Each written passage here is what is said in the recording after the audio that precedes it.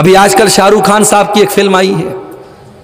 بڑا پرچار ہو رہا ہے اس کا، ہمارے مولوی صاحب بھی تقریر میں اس کا ذکر کر رہے تھے، اور اس کو تو اتنا پروموٹ کیا جا رہا ہے جیسے کہ اب بالکل اسلام کا بہت بڑا کام ہو گیا ہے، جب تک اس فلم کو نہ دیکھا جائے ایمان مکمل نہیں ہو سکتا، اتنا پرچار اس کا کیا جا رہا ہے، جس میں ناچ گانا دکھایا گیا ہو، جس کے اندر بے حیائی والے کپڑے پہنے گئے ہوں، اس فلم کو دیکھنے سے کوئی اسلام کو ترقی نہیں ملتی میرے بھائی، آپ بچیں۔ لا یشہدون الزور، اور اللہ کے خاص بندوں کی نویں پہچان یہ ہے کہ وہ غلط چیزوں میں شامل نہیں ہوتے، وہ گندی چیزوں میں شامل نہیں ہوتے۔ آج کے دور کے حساب سے ہم کہہ سکتے ہیں وہ ناچ گانے میں نہیں جاتے، وہ نیو ایئر کی پارٹی میں نہیں جاتے، وہ کسی گندی جگہ پر نہیں جاتے، حرام جگہوں پر وہ نہیں جاتے۔ لا یشہدون الزور۔ پٹھان فلم دیکھ کر کے لوگ پرچار کر رہے ہیں، فلم دیکھنا کوئی ایمان کا کام نہیں، کوئی اسلام کا کام نہیں ہے۔ ایک فلم آئی تھی اللہ کے نبی کی زندگی کے اوپر، دا میسج کے نام سے، ہم سے لوگوں نے مسئلہ پوچھا، کرناٹک میں مولانا صاحب رمضان میں یہ فلم لوگ موبائل پر بہت دیکھتے ہیں، میں نے کہا فلم ہوتی ہے، اور نبی کے زندگی پر اور صحابہ کی زندگی پر جو فلم بنی ہے اس میں تو اور خطرہ ہے اس بات کا کہ اس میں آپ نے حضرت بلال کو دیکھا ہے، اب جب حضرت بلال کا نام لیا جائے گا آپ کے ذہن میں فوراً فلم کے اندر جو بلال تھے وہ بلال آپ کے ذہن میں آئیں گے۔ میں نے کہا صحابہ کے نام پر اور نبیوں کے نام پر جو فلمیں بنائی گئی ہیں، خبردار ان فلموں کو تو اور نہیں دیکھنا چاہیے۔ تو اللہ کے خاص بندے بیہودہ چیزوں میں شامل نہیں ہوتے، فلمیں نہیں دیکھتے، ناچ گانے میں شامل نہیں ہوتے، بے حیائی کے کام میں شامل نہیں ہوتے۔ وَإِذَا مَرُّوا بِاللَّغْوِ مَرُّوا كِرَامًا، اور ان کی 10ویں پہچان،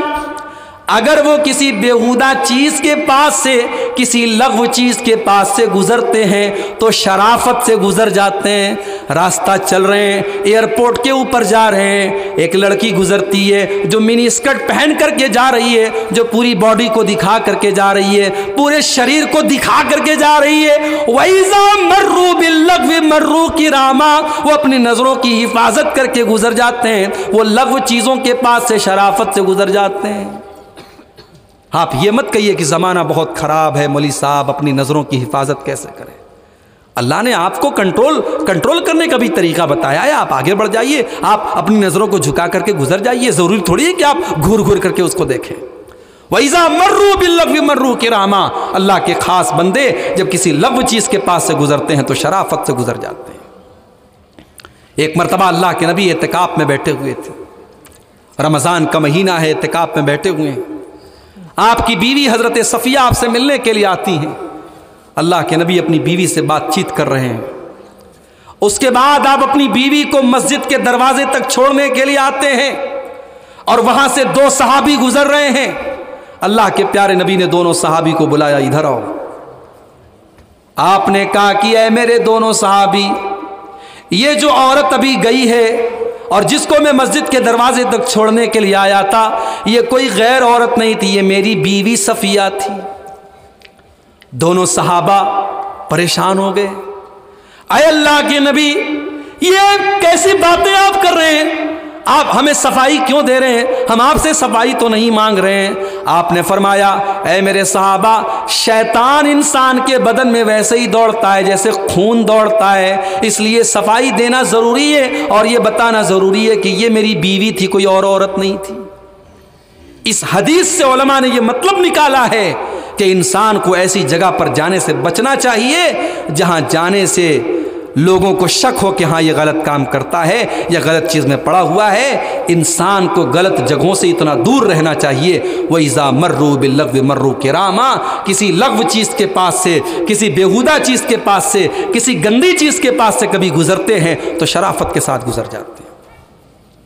نمبر 11، وَالَّذِينَ إِذَا ذُكِّرُوا بِآيَاتِ رَبِّهِمْ لَمْ يَخِرُّوا عَلَيْهَا صُمًّا وَعُمْيَانًا۔ اللہ کے خاص بندے تو وہ ہوتے جب قرآن کی آیتیں ان کے سامنے پڑھی جاتی ہیں تو وہ اندھے اور بہرے بن کر کے گر نہیں جاتے، بلکہ قرآن کے اوپر غور کرتے ہیں، قرآن کو سمجھ کر کے پڑھتے ہیں۔ ہماری جوان لڑکی اسکول میں پڑھی ہے، کالج میں پڑھی ہے، گریجویشن اس نے کیا ہے،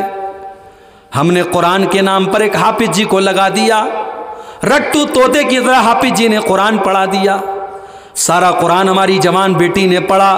مگر قرآن کی ایک آیت کا مطلب اس کو نہیں معلوم، نہ اس کو ایمان کا مطلب پتہ ہے، نہ اس کو پردہ کا مطلب پتہ ہے، نہ اس کو حیا کا مطلب پتہ ہے، اس نے قرآن کو رٹو طوطے کی طرح پڑھ لیا ہے۔ اس لیے آج حالات یہ کہ ہماری بیٹیاں دوسروں کے ساتھ بھاگ کر کے اپنے ایمان کا سودا کر رہی ہیں۔ او لوگو، رٹو طوطے کی طرح قرآن کو پڑھنا بند کر دو، قرآن کو سمجھنے کی کوشش کرو، قرآن کو اس کے انواد کے ساتھ، اس کے ترجمہ کے ساتھ، اس کی تفسیر کے ساتھ پڑھنے کی کوشش کرو، ورنہ آپ کا شمار بھی انہی لوگوں میں سے ہوگا۔ والذین اذا ذکروا بآیات ربہم، جب قرآن ان کے سامنے پڑھا جاتا ہے تو اندھے اور بہرے بن کر کے قرآن کو سنتے ہیں۔ اللہ کے خاص بندے ایسا نہیں کرتے، وہ تو قرآن کی ایک ایک آیت کے اوپر غور کرتے ہیں۔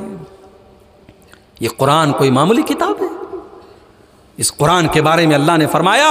لو انزلنا هذا القرآن على جبل لرأيته خاشعا متصدعا من خشیۃ اللہ، اس قرآن کو اگر ہم نے کسی پہاڑ کے اوپر بھی اتارا ہوتا تو پہاڑ بھی اللہ کے خوف سے چور چور ہو جاتا، ریزہ ریزہ ہو جاتا۔ اس قرآن کے اندر جب اتنی شکتی ہے، اتنا پاور ہے، اتنی طاقت ہے، میرے پیارے ساتھیوں، آج تراویح کے اندر وہی قرآن پڑھا جا رہا ہے، ہمارے اوپر کوئی اثر نہیں ہو رہا ہے، کیونکہ ہم نے رٹو طوطے کی طرح قرآن کو پڑھا ہے، ہم نے قرآن کو کبھی سمجھنے کی کوشش نہیں کی، ہم نے قرآن کا ٹرانسلیشن، اس کا انواد سمجھنے کی کوشش نہیں کی۔ اس لیے اپنے بچے اور بچیوں کو بچاؤ میرے بھائی، اور اسی لیے اللہ نے اپنے خاص بندوں کی آخری پہچان جو بتائی وہ بڑی پیاری چیز ہے۔ والذین یقولون ربنا هب لنا من ازواجنا وذریاتنا قرۃ اعین واجعلنا للمتقین اماما۔ اللہ نے فرمایا میرے خاص بندوں کی 12ویں پہچان یہ ہے، ان کی آخری پہچان یہ ہے کہ جب بھی وہ دعا کے لیے ہاتھ اٹھاتے ہیں تو اپنے پریوار کے لیے ضرور دعا کرتے ہیں، اپنے بیوی بچوں کے لیے ضرور دعا کرتے ہیں، اور یہ دعا کرتے ہیں ربنا هب لنا من ازواجنا وذریاتنا قرۃ اعین، اے ہمارے پروردگار ہماری بیوی کو ہماری آنکھوں کی ٹھنڈک بنا دے، ہمارے بچوں کو ہماری آنکھوں کی ٹھنڈک بنا دے، واجعلنا للمتقین اماما، اور اے اللہ تو ہمیں متقیوں کا امام بنا دے، اے اللہ اتنا نیک بنا دے، اتنا پرہیزگار بنا دے کہ ہم متقیوں کے امام بن جائیں، اور لوگ ہم کو دیکھ کر کے ہم کو لوگ آئیڈیل بنا لیں، لوگوں کے ہم امام بن جائیں، لوگوں کے پیشوا بن جائیں۔ اپنے پریوار اور اپنے بچوں کے لیے دعا کیا کرو میرے بھائی۔ اگر آپ چاہتے ہو کہ کل یہ بچے کامیاب ہوں، آپ کی فیملی کامیاب ہو، تو اپنے آپ کو نیک بناؤ۔ آپ جب نیکی کا کام کریں گے، آپ جب اپنی اصلاح کریں گے، آپ اپنے آپ کو سدھاریں گے، آپ کے بچے آٹومیٹک سدھریں گے، آپ کی بیوی آٹومیٹک سدھرے گی، اور آپ کی نیکی کا فائدہ آپ کے بچوں کو ملے گا۔ قرآن کا 16واں پارہ اٹھاؤ، حضرت موسیٰ علیہ السلام اور حضرت خضر علیہ السلام جا رہے ہیں، ایک گاؤں میں جاتے ہیں، بھوکے ہیں، پیاسے ہیں، گاؤں والوں سے کھانا مانگتے ہیں، گاؤں والے کھانا دینے سے انکار کر دیتے ہیں۔ حضرت خضر نے دیکھا کہ ایک دیوار گرنے والی ہے، حضرت خضر کھڑے ہوتے ہیں اور دیوار کو سیدھا کر دیتے ہیں۔ حضرت موسیٰ کو بڑا غصہ آتا ہے، کہتے ہیں کہ آپ کو کیا ضرورت تھی ایسا کام کرنے کی، اتنے کنجوس لوگ، اتنے بخیل لوگ ہیں، انہوں نے ایک گلاس پانی ہم کو نہیں پلایا اور ایک روٹی نہیں کھلائی، اور آپ نے ان کی دیوار کو سیدھا کر دیا۔ حضرت خضر نے جواب دیا وَأَمَّا الْجِدَارُ فَكَانَ لِغُلَامَيْنِ يَتِيمَيْنِ فِي الْمَدِينَةِ وَكَانَ تَحْتَهُ كَنْزٌ لَهُمَا، اے موسیٰ وہ جو دیوار تھی وہ 2 یتیم بچوں کے مکان کی دیوار تھی، اور دیوار کے نیچے ان کے باپ نے خزانہ چھپا کر کے رکھا تھا، اگر دیوار گر جاتی اور خزانہ باہر آ جاتا تو گاؤں والے ان کا خزانہ لوٹ لیتے۔ اللہ تعالیٰ نے مجھے حکم دیا کہ میں دیوار کو سیدھا کر دوں تاکہ کہ ان کے خزانے کی حفاظت ہو جائے، اور کل جب وہ بچے جوان ہو جائیں اور بالغ ہو جائیں اپنے باپ کا خزانہ نکال کر کے اس سے فائدہ اٹھا لیں۔ اور جانتے ہو اے موسیٰ اللہ نے ان بچوں کے ساتھ اتنا بڑا احسان کیوں کیا؟ اس لیے کہ ان کا باپ نیک تھا، وَكَانَ أَبُوهُمَا صَالِحًا، ان کا باپ نیک تھا۔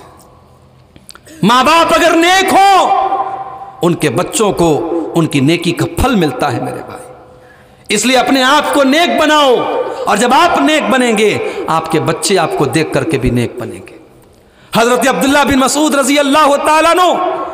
रात में तहज्जुद की नमाज पढ़ रहे हैं और अल्लाह की बारगाह में रो रहे हैं, और उनका छोटा बच्चा उनको देख रहा है। तो अब्दुल्ला बिन मसूद सलाम फेरने के बाद अपने बच्चे से कहते हैं, मिन अजली का या बुनैया, मिन अजली का या बुनैया, ऐ मेरे बच्चे, तेरा बाप रात में उठ करके तहज्जुद पढ़ रहा है तेरे लिए, तेरी भलाई के लिए, कि कल जब तू बड़ा हो, तू जवान हो, तो तेरे बाप की नेकी का फल तुझे मिले, तेरे बाप की नेकी का बदला तुझे मिले। मेरे भाइयों, अपने बच्चों की तरबियत पर ध्यान दो, अपने औलाद की तरबियत पर ध्यान दो। अगर आपने अपनी औलाद की तरबियत पर ध्यान नहीं दिया तो ऐसी औलाद से बे औलाद बेहतर है। अगर हम अपने बच्चों को इस लायक नहीं बना सके कि हमारे मरने के बाद हमारा बेटा जनाजे की नमाज में खड़ा होकर के हमारे लिए मगफरत की दुआ कर सके, तो ऐसी औलाद से तो बे औलाद होना बेहतर है। इसीलिए अल्लाह के नबी ने मरने के बाद जो 3 चीज़ें इंसान के काम आती हैं, आपने फरमाया औवलदिन सालिहिन यदऊ लहू, इंसान ऐसे नेक औलाद को छोड़ के जाए जो मरने के बाद उसके लिए दुआ करे। आप ऐसी औलाद को छोड़ के जाइए। इसीलिए अल्लाह के ख़ास बंदे ये दुआ करते हैं, रब्बना हब लना मिन अज़वाजिना व ज़ुर्रियातिना क़ुर्रता अयुन, कि ऐ अल्लाह हमारे बीवी बच्चों को हमारी आंखों की ठंडक बना दे, हमारे दिल का चैन बना दे, हमारे दिल का सुकून बना दे, और ऐ अल्लाह तू हमें मुत्तक़ियों का इमाम बना दे। तो ये 12 चीज़ें हैं।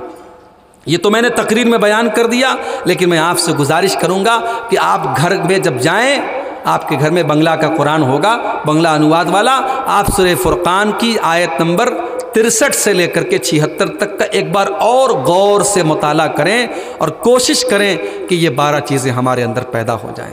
अल्लाह से दुआ कीजिए, अल्लाह ये 12 चीज़ें हम सबको अपने अंदर पैदा करने की तौफीक अता फरमाए। रब्बुल आलमीन हमारी माँ बहनों को, हमारे नौजवानों को, इस वक्त फितनों का दौर है, बेहयाई का दौर है, ज़िनाकारी और बदकारी का दौर है, अल्लाह हमारे नौजवानों की हिफाजत करे, अल्लाह हमारी माँ बहनों की हिफाजत करे। आज का ये प्रोग्राम जिस तरीके से आपने सुना है, कल भी आपको हम सबको इस प्रोग्राम में शामिल होने की तौफीक अता फरमाए। जो हम में बीमार है अल्लाह उनको शिफा अता फरमाए, जो रोज़ी रोटी से परेशान है अल्लाह उनके कारोबार में बरकत नसीब फरमाए। अल्लाह जब तक दुनिया में ज़िंदा रखे, इस्लाम पर ज़िंदा रखे, और हम सब का खात्मा ईमान पर हो। आमीन। व आखिर दावाना अल्हम्दुलिल्लाहि रब्बिल आलमीन। वस्सलामु अलैकुम व रहमतुल्लाहि व बरकातुहू।